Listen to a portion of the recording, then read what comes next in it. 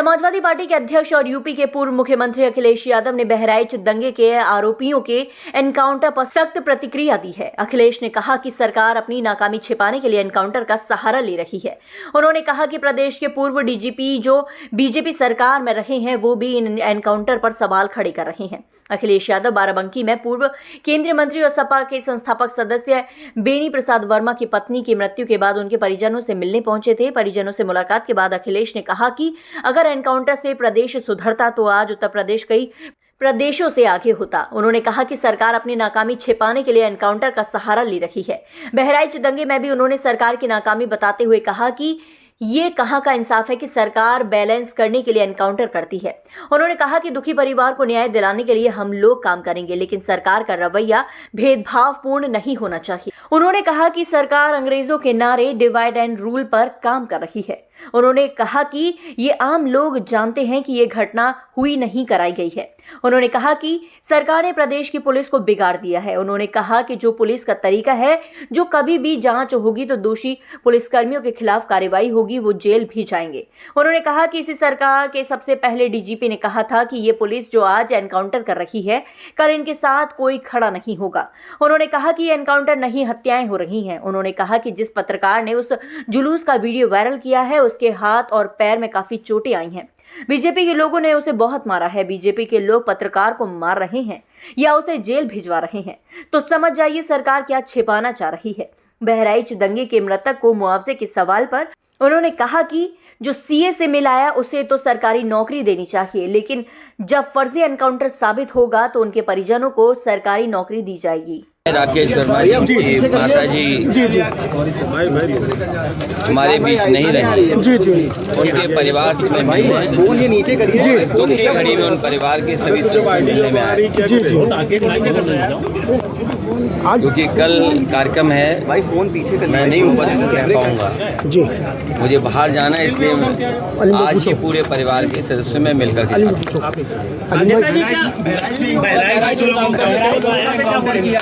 और 5 लोग कुल गिरफ्तार हुए हैं, 2 का हाफ एनकाउंटर किया है। क्या कहेंगे? उत्तर प्रदेश में लगातार घटनाएं हो रही हैं और ये घटनाएं जो हो रही हैं वो सरकार की नाकामी की वजह से हो रही हैं। सरकार अपनी नाकामी छिपाने के लिए एनकाउंटर कर रही है।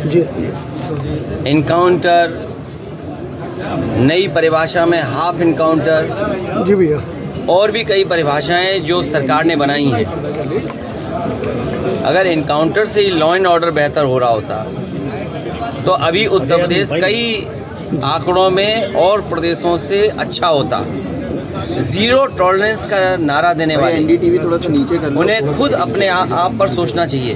जी भैया, ये एडमिनिस्ट्रेटिव फेलियर था, सरकार का फेलियर था कि जब वहाँ पर तय था, पुलिस की जानकारी में था, तो आखिरकार आपने शांतिपूर्ण ढंग से क्यों नहीं प्रोसेशन को ले जाने दिया या उस कार्यक्रम को संपन्न क्यों नहीं करा पाए। जो लोग एक शांतिपूर्ण तरीके से एक कस्बे, गांव का या आसपास के लोगों का कार्यक्रम शांतिपूर्ण से संपन्न नहीं करा पा रहे हैं, उनसे लॉ ऑर्डर की क्या उम्मीद करेंगे आप। और फिर ये इनकाउंटर, हाफ इनकाउंटर, ये डराने के लिए हैं। आप मुझसे ना नाम बताते ना कुछ बताते, तब भी मैं कह सकता था कि इनकाउंटर किसका किया है इन्होंने। इनकाउंटर करना और नफरत को बढ़ावा देना, ये सरकार को नया तरीका मिल गया है काम करने का। ये अपनी सब नाकामी छिपा रहे हैं। याद कीजिए, उससे पहले दुनिया में कहीं ऐसा होता हो कि जब पहले इनकाउंटर पे सवाल उठाओ मंगेश पर, तो सरकार कहती है क्योंकि हमें बैलेंस करना है तो उसमें क्षत्रिय को भी मार दिया। तो ये कहाँ का लॉ एंड ऑर्डर है, कहाँ की ये व्यवस्था है जहाँ पर आप बैलेंस करने के लिए किसी की जान ले रहे हैं। भाई नीचे करिए। और सरकार अपनी नाकामी छिपाने के लिए खासकर इस तरह के इनकाउंटर कर रही है। सर परिवार की जो अभी जल्दी उसकी शादी हुई थी, इसलिए उसकी हत्या कर दी जाती है और लाइसेंसी बंदूक से, क्या कहेंगे परिवार की तरफ? जो घटना हुई दुखद हुई, जो घटना हुई दुखद थी, और ऐसी घटना समाज में न हो। जो वहाँ पर फेलियर था, हमारे साथी ये पूछ रहे हैं कि आप क्या करते या क्या परिवार से मिलेंगे। जो दुखी परिवार होगा उसको न्याय दिलाने के लिए हम लोग काम करेंगे। लेकिन सवाल ये वही खड़ा हो जाता है कि सरकार की नज़र में भेदभाव नहीं होना चाहिए। सरकार जो अंग्रेज़ों ने कभी नारा दिया था डिवाइड एंड रूल, सरकार उसी पे काम कर रही है, डिवाइड एंड रूल। ये आम लोग जानते हैं, आम लोग ये बात जानते हैं। और आप तो पत्रकार लोग हैं, बुद्धिजीवी हैं, और पड़ोसी जिले का मामला है। आप मुझसे बेहतर जानते होंगे कि ये घटना हुई नहीं है, घटना कराई गई है। और कराई गई के लिए दोषी कौन होगा?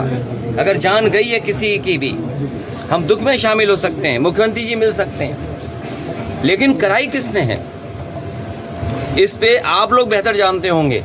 यहाँ एक कोई पत्रकार ऐसा नहीं है जो न जानता हो कि ये घटना रोकी जा सकती थी। किसी की जान नहीं जाती। अगर जान गई है, हम दुख बांटने से ज़्यादा, जो आज सरकार भी दुख बांट रही है, सरकार को इस बात पे दुख करना चाहिए था कि घटना क्यों हो गई, होनी नहीं चाहिए थी। सर, सरफराज की बहन का कहना ये है कि कल पुलिस ने गिरफ्तार किया था और आज एनकाउंटर दिखाया। कल गिरफ्तारी करी और आज एनकाउंटर। उत्तर प्रदेश की पुलिस को बिगाड़ दिया है। उत्तर प्रदेश की पुलिस को बेहतर करने के लिए डायल 100 से लेकर के और सुविधाएं दी। कई कार्यालय इन पुलिस के पास नहीं थे, वो कार्यालय दिए। कई इंफ्रास्ट्रक्चर के काम किए सरकार ने। लेकिन जो पुलिस का तरीका हो गया है, जब कभी भी जांच होगी, बहुत से दोषी लोगों के खिलाफ कार्रवाई होगी, जेल भी जाएंगे। और आपको तो वो दिन भी याद होगा जिस समय अखबार में निकला था, इसी प्रदेश के, इसी सरकार के सबसे पहले डीजीपी, उन्होंने कहा कि ये पुलिस जो आज इनकाउंटर कर रही है, कल इनके साथ कोई खड़ा नहीं दिखाई देगा। जो इनकी सरकार के पहले डीजीपी हों, वो इन पर सवाल खड़ा कर रहे हों कि ये जितने भी इनकाउंटर हो रहे हैं, इनकाउंटर नहीं है, ये हत्या हो रही है। इसीलिए उन्होंने कहा कि जो लोग ये हत्याएं कर रहे हैं, एक दिन ऐसा आएगा जब इनके साथ कोई खड़ा नहीं होगा। और मुझे सुनने में यहाँ तक आया है, आप बेहतर बताना इस बात को, कि जिस व्यक्ति ने पहला वीडियो वायरल किया उस प्रोसेशन का, उस पत्रकार के हाथ या पैर में बहुत चोटें आई हैं। उसमें बीजेपी के लोगों ने उसे बहुत मारा है। अगर बीजेपी के लोग पत्रकार को मार रहे हैं या बीजेपी के लोग पत्रकार को जेल भिजवा रहे झूठे मुकदमे में, तो समझ लीजिए क्या छिपा रहे हैं। कुछ तो छिपा रहे हैं ना। अरे मुख्यमंत्री जी से जो मिलाया हो उसे क्या मुआवजा, क्या नौकरी की बात करें हम। अच्छा बताइए, मुख्यमंत्री जी के साथ जो 2 घंटे वक्त गुजारा हो, उन्हें तो सरकारी नौकरी देनी चाहिए। और फिर जो फेक इनकाउंटर में निकलेंगे उनको क्या नौकरी देंगे क्या ये?